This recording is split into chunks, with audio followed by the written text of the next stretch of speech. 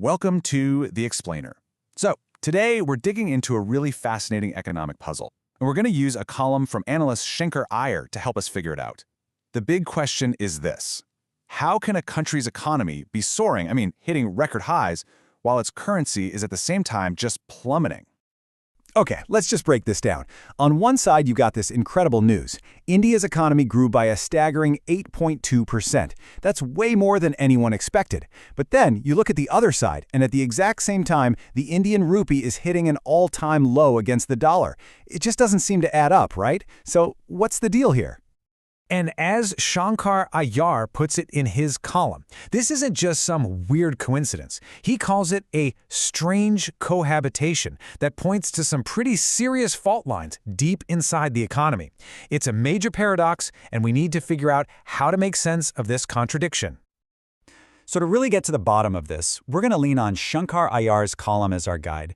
His analysis is perfect for helping us look past those big, flashy headlines and investigate the deeper story of what's really driving these numbers. All right, here's our game plan. First, we'll lay out the paradox itself. Then we'll check out the usual suspects, the easy explanations. After that, we're going to follow the money, uncover some hidden flaws in the economy, and wrap it all up with a massive question about India's future. So, first things first, let's really zoom in on the core problem. We've got to understand just how strange and steady this decline in the rupee has been, especially when everything else looks so strong. If you look at this timeline, you can see the rupee has basically been on a one-way trip down all year long. It started out okay, but then just kept sliding, ending the year at a new low of over 90 to the dollar. Now, what's really weird, and Iyer points this out, is that it kept falling even when the US dollar was getting stronger globally. You'd think that would help, but nope. All this earned it the unfortunate title of Asia's worst performing currency. So, why is this happening?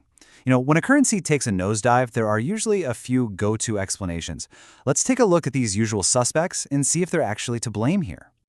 In his column, Iyer notes that a lot of people are quick to point the finger at things happening outside of India, like U.S. trade policy, and just general global uncertainty. And look, it's an easy answer, but is it the whole story?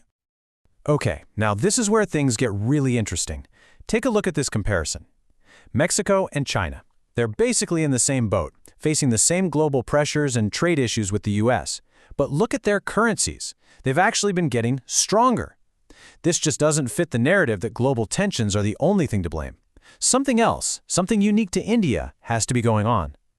So, if it's not the usual suspects, then we've got to follow the money. Iyer puts it perfectly. He says we need to move beyond mood mechanics and get into the cold, hard moolah mathematics. In other words, let's look at where the cash is actually flowing. And this number is a huge piece of the puzzle. Even with India's stock market hitting all-time highs, which should be like a magnet for money, foreign portfolio investors have pulled a massive 18 times billion dollars out. These are your short-term investors, and they're clearly getting nervous. They're cashing out, and that puts a ton of downward pressure on the rupee. And wow, this chart right here really tells a story. You can see India is the world's fourth largest economy. It's a true heavyweight. But when it comes to attracting foreign direct investment, that's the long-term stable money that builds factories and creates jobs, it's way down at number 15. That is a huge disconnect. The big patient money just isn't showing up the way you'd expect. So the key difference here really comes down to the type of money. India is missing out on that stable, long-term FDI that helps build a really solid economy. And at the same time, the FPI, you could call it the more nervous, short-term hot money, is heading for the door. That combination is exactly what makes the currency so vulnerable. Now, this lack of confidence from long-term investors, it's not just random. It points to some deeper structural problems in the Indian economy, things that are hidden underneath those really impressive growth numbers. Iyer's analysis suggests one of the biggest issues is that the economy's foundation just hasn't changed much. Look at this. After decades of reforms and big campaigns like Make in India, manufacturing's slice of the economic pie is still stuck at less than 20%. Meanwhile, you have almost half the country's entire workforce still depending on agriculture. For long-term investors, that lack of real structural change is a major red flag.